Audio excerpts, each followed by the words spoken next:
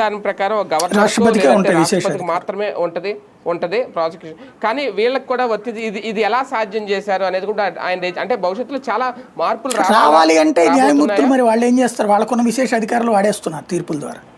ఇప్పుడు ఏదో మరి తాజాగా నరేంద్ర మోడీ, అమిత్ షా, తర్వాత రాజ్నాథ్ సింగ్ వీళ్ళందరూ మీటింగ్ అవ్వడం, వెళ్ళి మరొక పక్కన రాష్ట్రపతిని కలవడం, సంథింగ్ ఏదో దీని గురించి నన్ను చర్చ నడుస్తుంది. మరి చూడాలి ఏం జరుగుతుంది. అంటే ప్రభుత్వాన్ని ఎలా నడపాలి, ప్రభుత్వం ఏం చేయాలి, ఏ బిల్లులు ఎలా చేయాలి అనేది కూడా న్యాయ వ్యవస్థ చెప్పడం, ప్రభుత్వం రేపు పొద్దున వీళ్ళు అంగీకరించారు.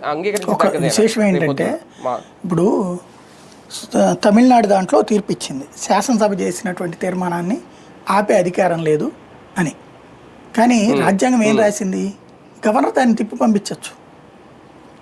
రెండోసారి కూడా శాసనసభ ఆమోదిస్తే కనుక దాన్ని ఓకే చేయాలి, కానీ దాన్ని రాష్ట్రపతికి ఎండార్స్ చేయొచ్చు.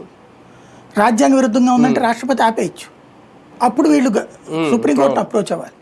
ఇప్పుడు ఫర్ ఎగ్జాంపుల్ తమిళనాడు ప్రభుత్వం ఏం చేసింది, హైకోర్టు అదే దాని పేరు ఏమంటారు, మనకి ఛాన్సలర్గా గవర్నర్లు ఉంటారు ప్రతి యూనివర్సిటీకి కూడా.